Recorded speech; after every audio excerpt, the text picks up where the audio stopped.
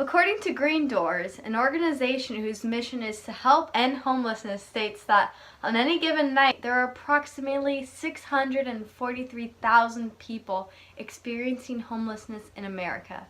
Many of these homeless people include families with young children, people suffering from mental illnesses, and veterans. Decreasing the homeless population is an important issue that we as teenagers want to see the President and Congress address in the upcoming year. Let's play a game of fact or fiction. Living on the streets is legal. Fiction. The homeless people are the major reason for the violence in major cities. Fiction. Homelessness only affects the homeless people. Fiction. Homelessness affects everyone. It has an awful reputation, and when children ask their parents who these invisible people are, the automatic response is the stereotypes. In reality, these people have families, they have served our country, and are educated. Yet the stereotype tends to be the 1% of homeless people who have committed a crime or act homeless to get money. In reality, 43% of homeless people are veterans who have served our country, and 23% of the homeless population are families with children. This is the fastest growing segment of the homeless population, and it's scary. In addition, homelessness is everywhere, and it affects every city. The major revenue being tourism. Los Angeles, San Diego, Las Vegas, and many more warm vacation destinations are constantly trying to find a balance between helping the homeless and keeping tourists feeling safe and comfortable. Just as people want to vacation in the moderate, warm temperatures of the Sun Belt, the homeless are searching for habitable locations too.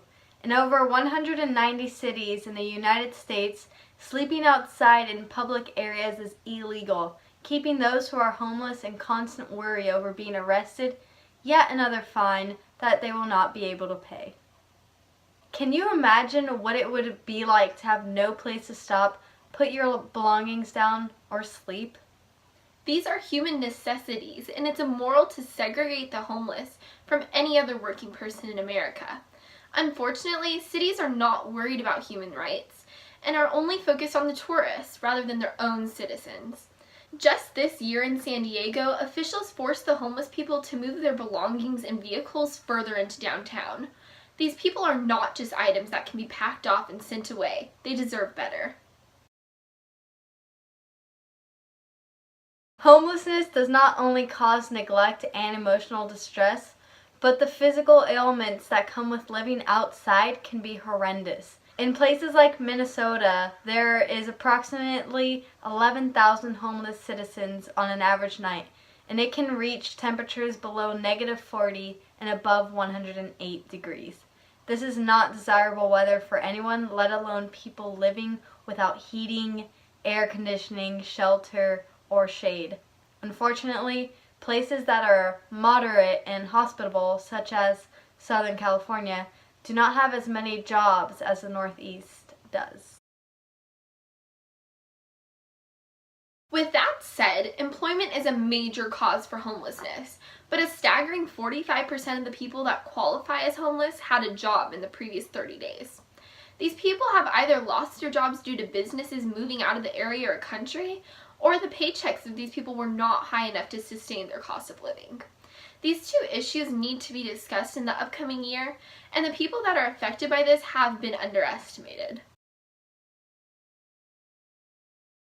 The most common complaint people have against helping the homeless is that it's not their problem.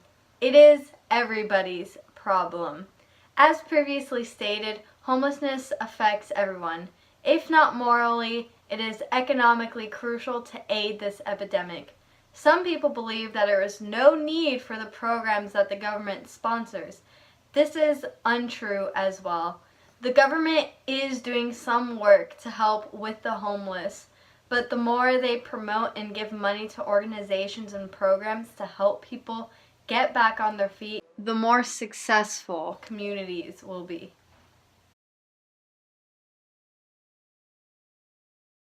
Programs like Feeding America San Diego feeds over 490,000 children, families, and elderly people each year. The only reason that the company does not provide more meals is a lack of funding, resources, and manpower. Frankie, a volunteer leader at Feeding America, took us on a tour of the extensive warehouse, as well as leading us in a typical shift at Feeding America. We believe that the government needs to take priority in helping these organizations in their philanthropic work, allowing for more people to be fed, hopefully helping them in a process to better themselves and their children.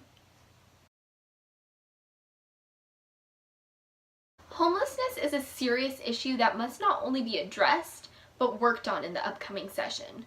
Homelessness is not another person's issue, it is not people being lazy, and it is not just bad people. Humans are humans, regardless of where they live, and it is our job to help people of all walks of life to succeed.